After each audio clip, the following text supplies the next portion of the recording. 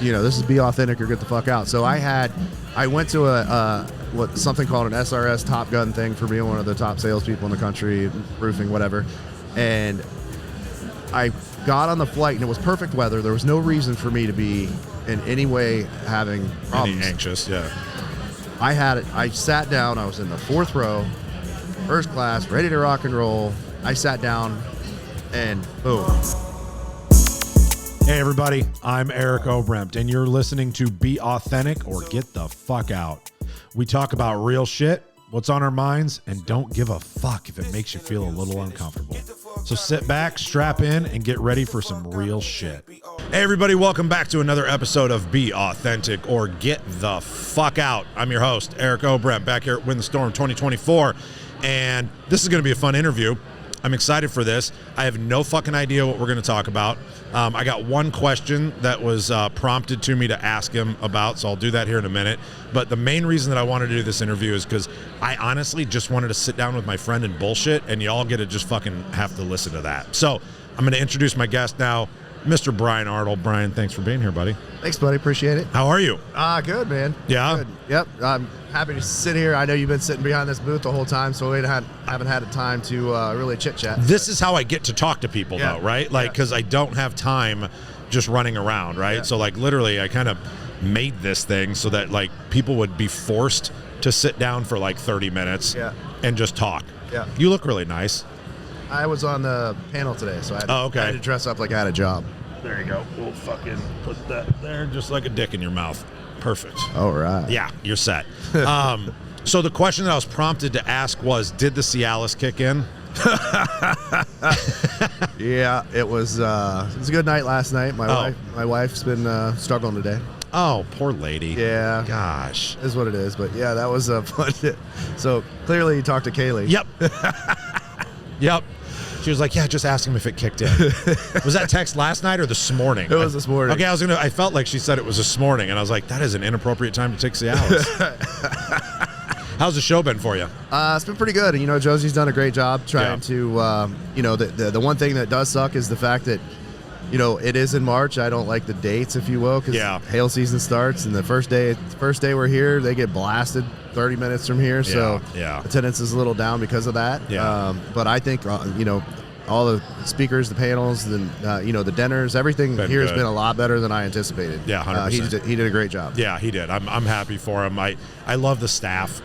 That he brought in, right? I mean, I'm here because of Lindsay. Yeah. Lindsay's always been amazing to me, and so, but they've done a good job. Put it this way, like, I'll be back because I told Lindsay when she called me however many months ago and they decided to do this, she's like, do you have any advice? And I was like, yeah, don't fuck it up. I go, because if you fuck it up, you're done. Like, you will never recover. You'll never get to do it again. And she was like, okay, got it. Yeah. Well, I don't know. Did they decide where they were doing it next year? No. I heard Nashville. I mean, maybe, but I heard Nashville. I think this is a good place. I just wouldn't do it. I would do it in January or November or something. Yeah. I think Dallas is a great place to do it just because you have so many contractors there already. It's like you're kind of hedging your bet. Yeah. Well, this venue's been great, other than the hotel not having – there's 6,000 people trying to check in, and there's 2 desk workers. Oh, yeah. Other than that, I mean, it's been pretty good. Yeah. I think the hotel is actually great. This thing's huge. Yeah, it's enormous. It just keeps going and going and going. Great gym. Did you go check out the gym? I was supposed to yesterday. I was supposed to yesterday, and the wife wouldn't let me depart the bedrooms. Oh, wow. Aren't you fucking important? Well, I mean, an extra 2 or 3 minutes. Just couldn't sneak in the gym. Where are you operating out of now? You're in South Carolina? Yeah. Okay. Yeah. Do you travel a lot, or do you kind of stay home basey? I mean, I like to stay home based. I'm building a new corporate headquarters right in Greenville. Okay. I bought the lot. It was extremely expensive because it's right on the interstate, and it's going to be very nice. Cool. So. I'm investing in the company and the future and the people that work with me, and I'm excited about that. Yeah, and let's talk about how that all came about, because when I met you originally, you were working for somebody else, correct, doing very well, but working for somebody else, and then some things happened and you started your thing. Yeah. Let's kind of go back a few years and lead everybody into that. So I worked for another company for 12 years. I was very successful with that. I saved a lot of the money that I was making, and so when I did the transition to my new company, I already built up kind of a sales force. I already had 8 wrap vehicles. I just had to unwrap them and rewrap them. Since then, I bought, I don't know, 5 or 6 more vehicles. I've got full-time service techs. I mean, the service, that's what a lot of people don't do in this industry is service. Okay. And that's where we've excelled, is creating that service where, I'm a big believer in what we do in the multifamily space, that you got to have it sold before the storm hits. Correct. And we're, doing that service, creating those relationships well before a storm hits. But give people a couple of tips on that, on how to get in on that. You just have to create relationships. And my biggest point would be, you should have, if you have a close enough relationship with the decision makers on, whoever it is, they should feel guilty if they use somebody else. Right. And that's the relationship, because it's not like a residential sale where you're knocking a door, you're like, hey, how you doing? You got the hail damage. Yeah. This one is, you got to have these relationships for years. Right. And I've had these relationships, so everybody pretty much migrated with me on my client base. So that caused a rift with your old company? No. Oh, good. You still on terms with them? Not really. Oh, okay. Not really. So maybe it did a little bit. No, I mean, it is what it is. Yeah. I learned a lot. I got my own company. Yeah. It is what it is. The timing of it was a little bit, it was right before the spring season, and I just closed on a very expensive home, so I was like, yeah, should I do it now? And it just all happened, and here I am. So yeah. So do you guys focus? Yeah, obviously I know you do, but you focus a lot on multifamily. That's correct. Do you still have guys out there fucking slinging deals though, like small deals or whatever? So I do have a residential sales force, and we're trying to expand upon that. So I hired someone to I hired Dr. Jessica Stahl to basically hire me a sales manager. I don't have time to do it. Yeah. So I just said, here, how much I want you to do the hiring, training, everything. Just tell me what number I got to write the check for. Right. So how'd that go?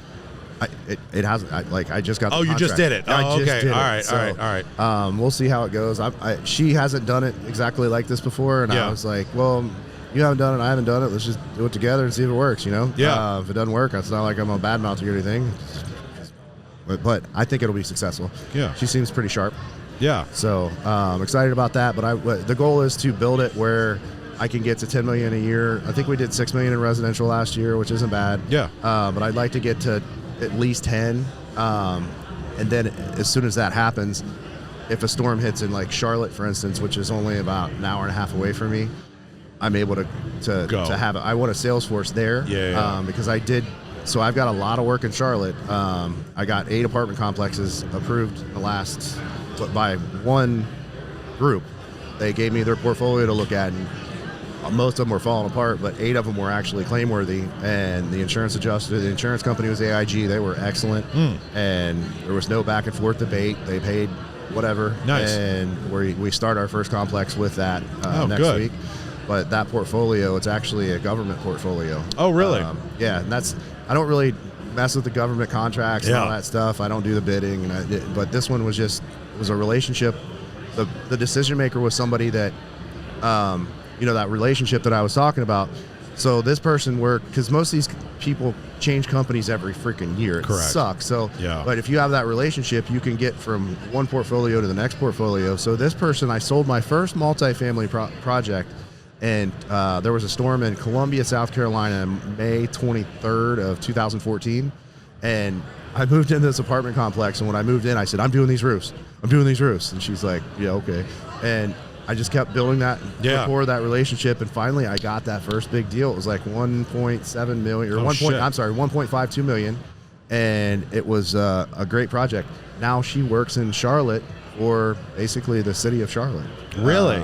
Yeah. That's awesome. And you're still with her, or she's still with you, I guess I should 100%. say. Yeah. So, that's happened a lot actually, where I've gotten, let's say this management company, and then this person moves from this one to this one.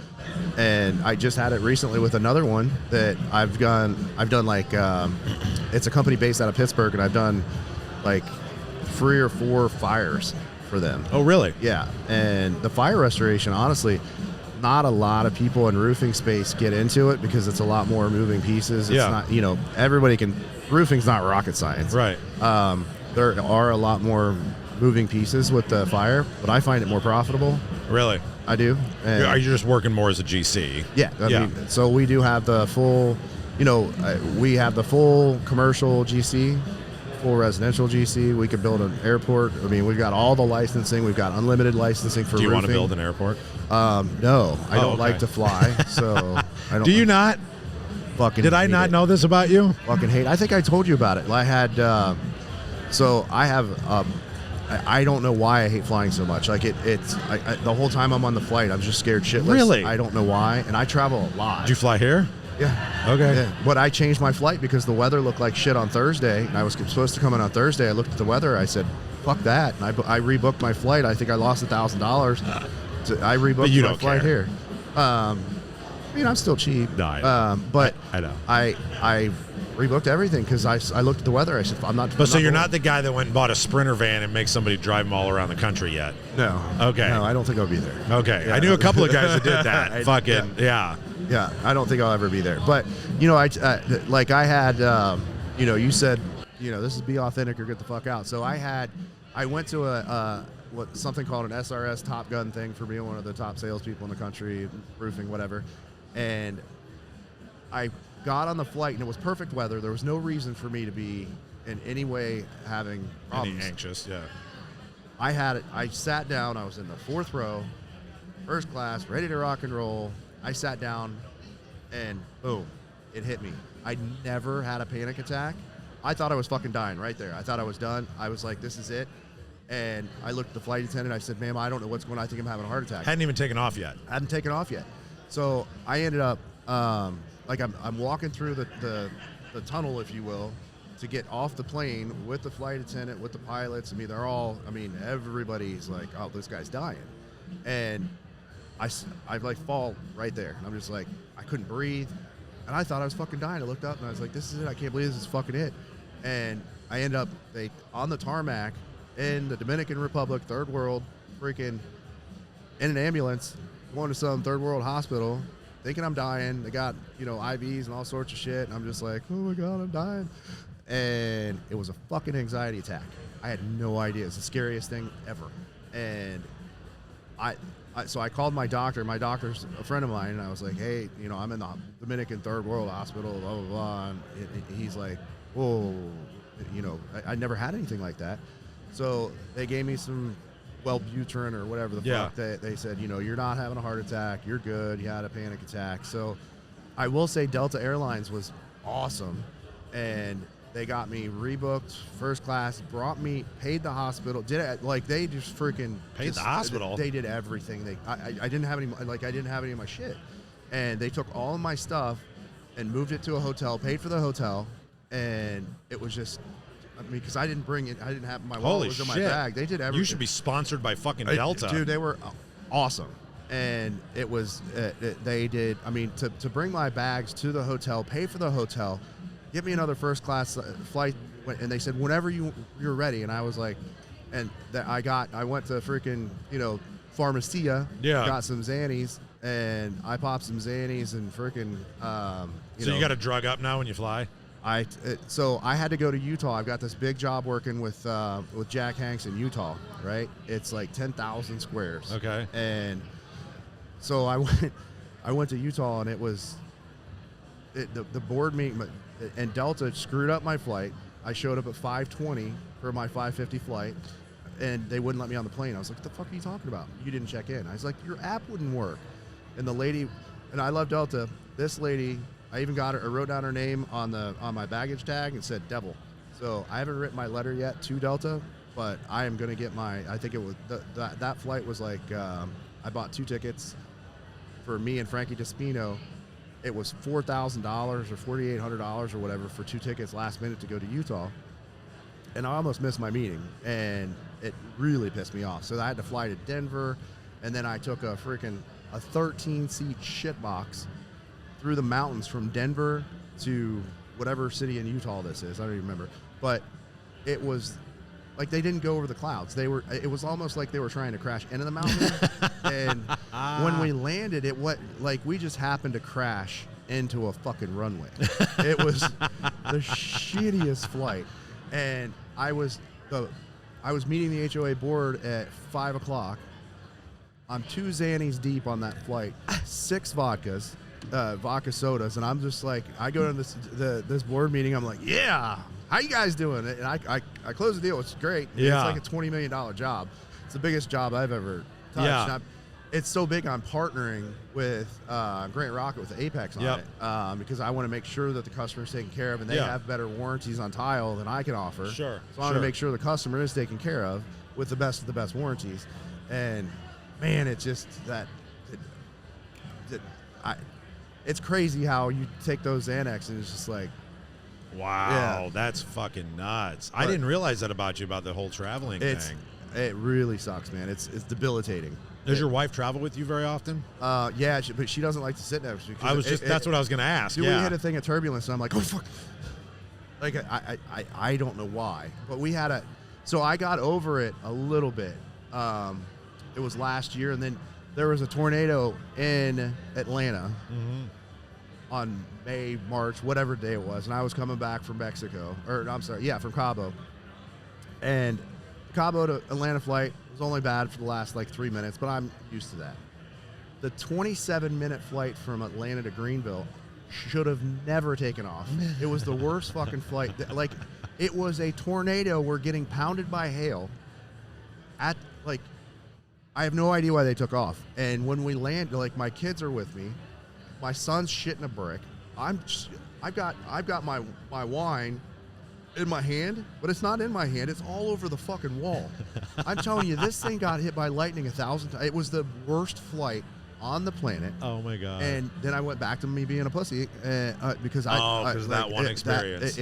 I have flashbacks on it. And it's debilitating, man. Every time we hit turbulence, I'm like, that's crazy. So yeah, it sucks. How'd you get started in this industry? So the housing market went to shit in 2008, 2009. So I went from 6 figures to pretty much no figures overnight. Because you were doing what then? I was selling new home construction. Okay. So the worst industry you could possibly be in at that time. Correct. And my buddy just kept asking me. He's like, man, and then a big hailstorm hit in Phoenix. It was October 5th. 2011? October 5th of 2010. So my first roofing sale was October 7th of 2010, 2 days after that storm. And were you living in South Carolina? And then I was living in Ohio.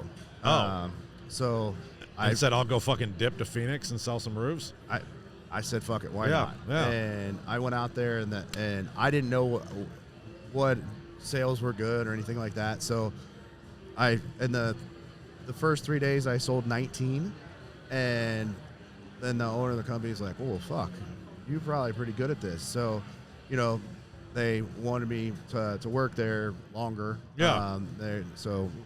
I worked there for 12 years.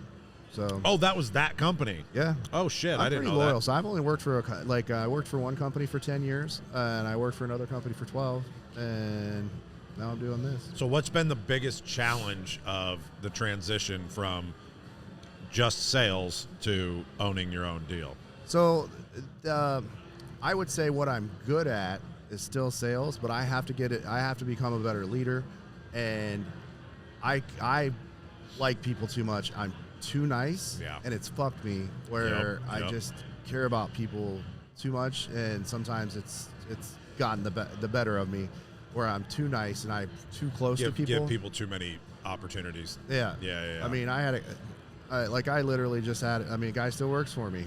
He fucked up, made a mistake. Everybody's got expense cards for gas. Somehow I spent $4,000 at Lululemon, and I spent $397 at fucking Panda Express on my credit card. Did you buy a fucking Panda? I mean, I don't. And he still fucking works for you? Yes, he's a young guy, made a mistake, and but made an intentional fucking mistake. So I've got, I had him sign some documents that basically said I wasn't going to press charges or anything like that. He's got to, work with me for several years to work it off. He's not going to get any raises, but he's a good worker. Yeah. But he's young. Yeah. He's dumb. What do they say? Young, dumb, and full of cum? They do say that. That guy. But he's a great guy. He's a great kid. He just made a mistake. So if he does it again, obviously, So it's $300, $400 at Panda Express buying a Panda, and what was the other one? $4,000 at Lululemon. It was a total of $26,000. Holy fuck! And it's my fault too, because I didn't check the credit. Like, I just trust people, and I just. And dude, I've had to do the same thing. Like, it's all about setting expectations, right? And being like, all right, I give you this. This is what the fuck you can do. Yeah. Blah, blah, blah, blah, blah. You know, like. I fucked up because I just assumed. Yeah. So he's like, I didn't know because I was out with another guy and he bought dinner with me and a couple of the other reps. And I was like, well, he's allowed to do that because he's trying to bring you guys closer as a team. But that doesn't mean, hey, you got carte blanche and you can just go, go to every bar. Like, I mean, the bar tabs were like insane. I was like, some of them are like PinkHonda.com or whatever. And that shit's a titty bar. So, yeah. Wow. I'm like, I can't use a company credit card. No. And so what I've learned over the last few years, because I have that propensity, like, I'm too fucking nice. I let too much shit slide. Yep. And honestly, like, my saving grace on that, like, sometimes to a fault, but it like keeps me accountable, is my wife. Yeah. It's like, she'll just go cut your fucking throat. Yeah. Like, she don't give a fuck, right? Yeah. And that has actually like toughened me up a little bit, where I'm like, no, wait a minute, you're stealing from my fucking family, cocksucker. Yeah. You know what I mean? And like, it starts to get personal a little bit. And what I learned was, for me, is having that conversation up front. And I'm saying this not to you, like you need me to teach you, but like for people listening and watching, is it's so important to have that accountability conversation right away, right? And it makes so much sense, because what do we do in sales, right? We set fucking expectations right away with the homeowner or with the building owner or whoever it is. We set expectations like, this is going to happen, then this is going to happen, then this, then they might do this, and then we're going to do this, and then you look like a fucking genius because all those things fucking happened, right? But we don't think to have those same conversations with our people. Yeah. Well, that I changed it up where people got to sign stuff, and it sucks, but it is what it is. Fool me once. But that is a hard part going into owning your own company, because now you're not just responsible for you. Yeah. Anymore, right? Because are you still getting on roofs and stuff? I didn't get on a lot of roofs when I was selling roofs, honestly. You had a couple guys. Yeah, you had guys that did that for you. I just, there's a couple things I'm good at, and getting on roofs is not one. It's not one. So you're closer. That's what it is. That's are you a better? So let me ask you this. Okay, are you a better? And maybe you're great at both. Are you a better cold intro canvassing guy to like get the business, or a better closer? Closer, 100%. Okay. I have other people do the other stuff. Right. Me too. Like, I'm horrible at the first part, but I'm great at the second part. Yeah. And I have to find people that can go, and they're like, why don't you? I'm like, because I'm not fucking good at it. Yeah. Well, I have separate people that run different parts of their company, if you will, for canvassing large loss. Yep. And like, they have their own portfolio of who I want them to go after. Yep. So I'll have more often than not, I'll have the suggestion, hey, these places right here, those are old shitty roofs. Like, I was driving by one in Charlotte the other day, and I was like, hey, this is where I'm at. I'm passing by exit whatever. Yep. It's across the street. I do the same fucking thing. Yeah. I like find out who owns it and give me a meeting. Yep.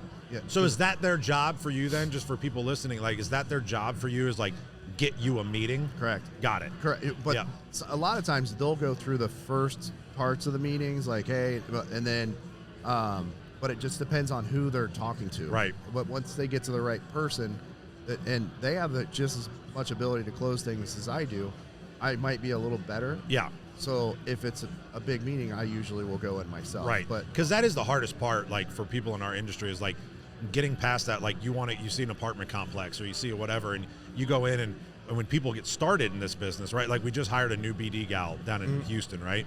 And she goes in and she meets with a property manager gal at the office, and I'm like, look, you did an amazing job, but understand, she can't do fucking anything, right? Like, that's great, she loves you. Yeah. She can't do shit, right? I'm like, so I'm going to fly in. We're going to meet with her because we need to set these expectations of, like, this is who we need to talk to now, type of thing. And we walked out of that meeting, she's like, oh. Yeah. I get it. Well, you can have the property manager, the maintenance guy, you can have them all send you every sorts of praise on earth.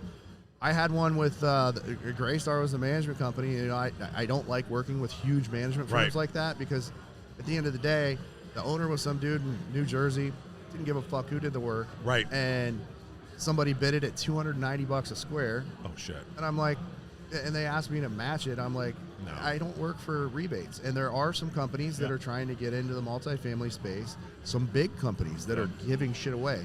They're destroying the market, and it sucks. It does suck. It sucks. So what do you do in those kind of situations where, and not on the $290 a square because you walk away. It's like, I get that. But if it is a Graystar or whoever it is, right, and they don't give a fuck who does it, right? What is your move to try and get them to give a fuck? I don't. You don't? Okay. I know my market. You know your target. And I don't want to spin my wheels. Yep. So that's the lesson is know your fucking market. Yeah. Know exactly who it is that you want to work with. Yeah. And it's like, if you don't align with these values, if you don't align with like what we're trying to do, then like I'm not going to keep bothering you. If they just want price, I'm out. Got it. I'm not but you know, during the, you know, I had a complex that I just did recently, and it was about 2,000 squares, and I got it done in like 2.5 weeks, and no issues, no tire issues. That the only issues were 5 pieces of concrete fell apart because it was a poorly shit built. Yeah, I think it was Ryan Homes or whatever. It was just a mass production multifamily. Right. So they're concrete, but I had a concrete guy in there. As soon as it got warm enough, right, like, hey, got it fixed. There's your concrete. Right. So, you know, just doing the right things. It's amazing. And I said it on the panel earlier today that the hardest sale is the first one. Once I do work for somebody else, they usually are my client for a long time. Yeah, just don't fuck it up. Yeah, I mean, show up. Do what you say you're going to do. And don't fuck it up. Yeah. And no change orders. Right. Like, everybody try, oh, yeah, I needed 26 sheets of wood, so it's, fuck that. Right. You just gave me $1 million. I don't care about 26 sheets of fucking wood. I'm just going to eat it. Right. Right? I don't do change, unless something is crazy. Crazy. Yeah. I don't do any change orders. Do you do any retail? I do. I've gotten, so one of the larger management firms that I work with, they, you know, unless it's destroyed, they don't want to file a claim. And a lot of companies are getting, you know, a lot more hesitant to file claims because their rates are getting so jacked up anyway. And, you know, you work in a different market where my deductibles are still somewhat normal. Yeah. Your deductibles could be stupid. Yeah. I'm not dealing with, like, I have one right now that's a high deductible of $100,000, but it's, I mean, that's not even high. Most of my deductibles on these multifamilies are like $5,000 or $10,000. So on the multifamilies, holy shit! It's my market's different now. That's changing. Yeah. So the landscape is changing a little bit, but I'm still at, like, most of my deductibles are still $5,000 or $10,000. You got 2 or 3 years left of that, probably. Probably. Yeah. But you know, they've been saying that since I started this, so who knows? Yeah, that's fair. That's fair. But the $100,000 is right on the coast, and it was cool because you know, a lot of people that try to get into the bigger space, you have to have a lot of financial wherewithal to be able to absorb the hits of, you know, a 1.5 year claim process, because you know, they're going to engineer it and they're going to engine it, you know, engine damage, you know, wear and tear, whatever. So you have to go through all the battles with the insurance company. You got to treat that customer well for 1.5 to 2.5 years to make sure you're responsive and, you know, take care of them the whole entire time. It's a long cycle. And a lot of people don't have the money to pay for engineers, this, that, and the other. And, you know, some people make the client pay, and that's just their prerogative. It's just not mine. Right? So my job is to be the quarterback of the claims process, assuming it's a claim. And with this particular one, it was great that someone else called me from a smaller roofing firm that he runs a clean shop. You know, it's just it's him, and he's got a couple helpers, you know, but he got into this really big thing. It's, you know, it's 4,000 squares, and he's like, man, so he got on the internet, found out, you know, saw all my posts with different things, because I try to do at least a couple multifamilies a month, and I'm pretty successful at it. And he called me. He's like, hey, man, can you tell me how to do this, that, and the other? And I was like, well, first off, I'd like to say, part of something's better than all of nothing. You want me to come in there and help you do this? Right. I'll come close it. I'll come do everything, and I'll pay for everything necessary. And at the end, guess what? You get 50% of whatever my profit is. Right. And so he's like, thought about it for a day, and he's like, let's do it. So I that was on like a Monday or Tuesday. Right. I met with the board on that Thursday night, and within 30 minutes after leaving the meeting, they sent a text, said, you're hired. And it was done. So now the adjusters are there. They're going to, oh yeah, this thing's hammered. We're going to pay for everything. It'll get denied by an engineer, by a desk adjuster, and then we'll have to go through this 1.5 year rigmarole. Right. But I've already set those expectations. Like, yeah, you saw the chalk up there. Yeah, they said they're going to pay for it. Great. They're not.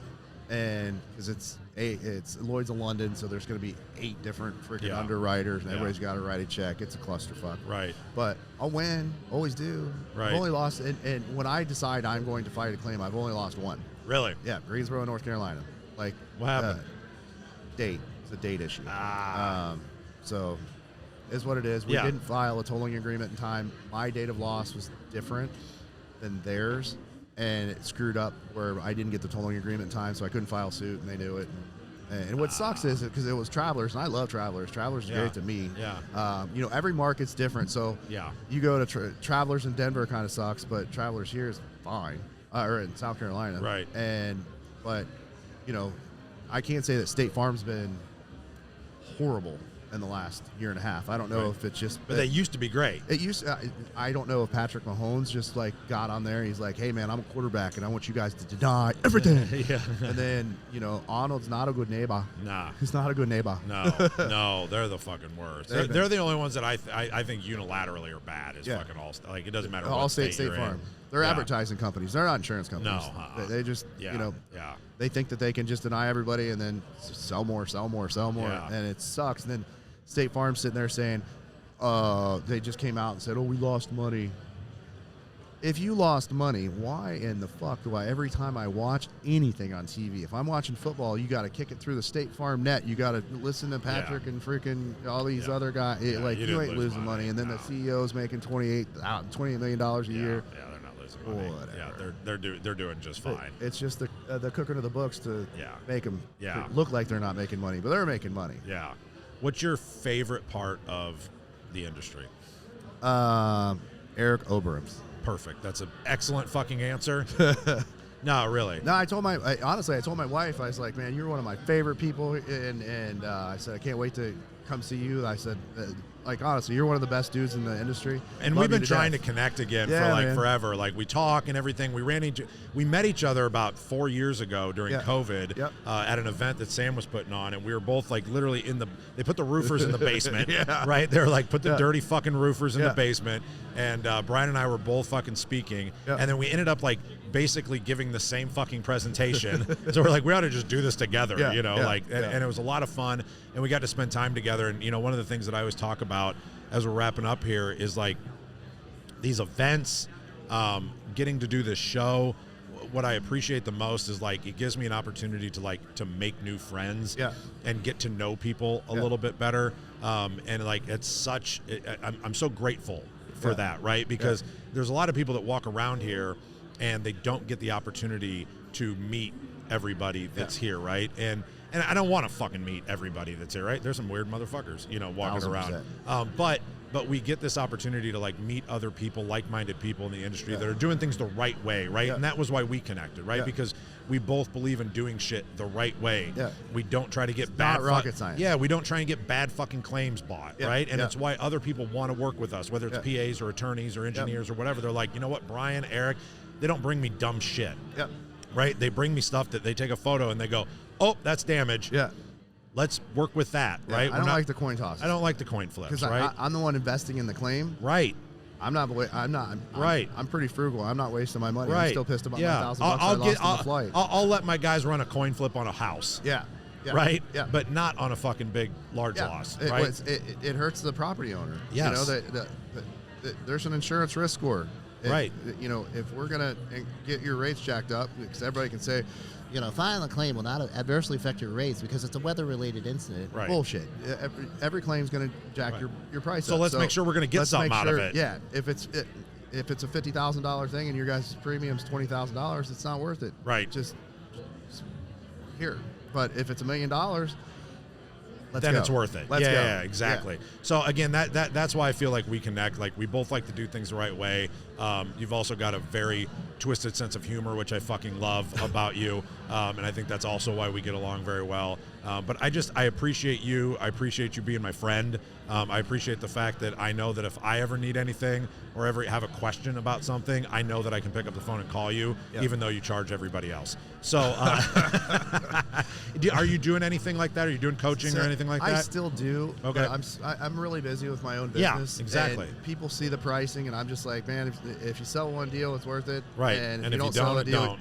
If you don't sell a deal, you suck. But right. you got the pricing is so high, but the investment is high on it, not just me. So I charge $50,000 to come out. Right. And basically, I redo everybody's marketing. I teach everybody how to do what I'm doing. Exactly. Right? In certain markets.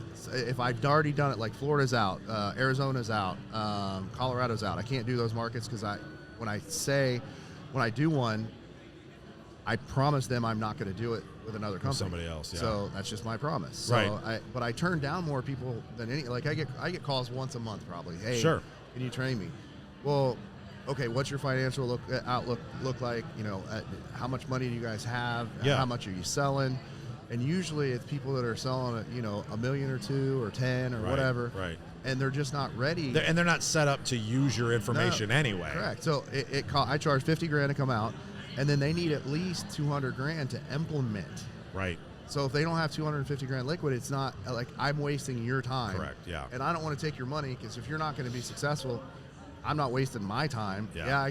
Do I make a couple bucks? Yeah, but I can make a couple bucks selling a roof. So right. I don't want to waste my time and promise somebody this, that, and the other if they're not going to be able to do it. Yeah. And I turn down 99% of people that ask me to because they're just not ready yet. Yeah. Now, when people are ready, I'm like, all right, let's go. It. Yeah. Well, I appreciate you taking my phone calls if I call. Oh, appreciate you, sweetie. Guys, I'm sorry. Go ahead. I'm sorry, but I do consider you a good friend. I know you lost a friend here recently, and like that day I saw it, I knew it would affect you. So you're the first person I appreciate that. My condolences on your friend. Thank you. Man. Yeah, that was a hard loss for a lot of people. Yeah. Like whenever the world loses a really good guy. For those listening, we're talking about Larry Bubba Richards, a roofer out of Nashville. And anytime that you lose a good person, because the first thing that I thought of 3 different people that should have died instead. Yeah. That I was like wishing. Yeah. You know what I mean? Yeah. I'm like, take that motherfucker. Like he's a piece of shit. Yeah. Like, not that guy. I heard a lot of great things. I don't think I ever met him, but I heard a lot of great things about him. Yeah, just a really good dude, and like on the path, sober for almost 5 years. Yeah. Just one of those guys that was making a difference, in people's lives, and that's important to me. It's important to me that it was important to you. So thank you very much. Like really, I appreciate it. I appreciate you taking the time and coming here and sitting here. I know you were like, "What the fuck are we going to talk about?" I told you we would. Fucking 40 minutes later. Yeah. Right. I told you we'd have something to talk about. And I know that people enjoyed it. Everybody, thank you for tuning in. There's no way you didn't get something out of this. And if you got 250 liquid, call my man over here, right? He'll make sure that you fucking triple that. So appreciate everybody for tuning in. Remember, we don't have any sponsors, so Zen for all your nicotine needs. Zen, it's fucking delicious and it's good for you. It makes your dick hard. Cialis does too. Cialis does too. Yes. Also, no sponsors. So if you're looking for a group to be a part of to kind of up-level your life and have some accountability in your life, look into the cult culture movement. We do group calls a couple times a month, and we take some trips together, going scuba diving here shortly, and really excited about that. I imagine if you fucking can't stand flying, you probably can't stand scuba diving either. I told you that. You asked me to go, and I was like, dude, I did it once. I was in Bora Bora. There was no training. You got on this fucking boat. That's terrible. 60 foot of water. Yeah. First dive, and I've scared shitless. Of course you are. I'm holding onto a rope, and I was claustrophobic as fuck, just like in a plane. I was out. Well, if you're not a pussy like my friend Brian, but look into the cult culture movement, check it out, shoot me a DM. We're looking for like-minded people. We've got a few spots left open for that. That's how I pay for this shit. So appreciate that. Everybody, thank you again for tuning in. Like, subscribe, share, all that bullshit if you liked it. If you didn't, then fuck off. I don't care. But I love the rest of you. And remember, everybody, to be authentic, or get the fuck out. You can't be authentic. Get the fuck out if you can't be authentic. Get the fuck out if you can't be authentic. Yeah. Swipes.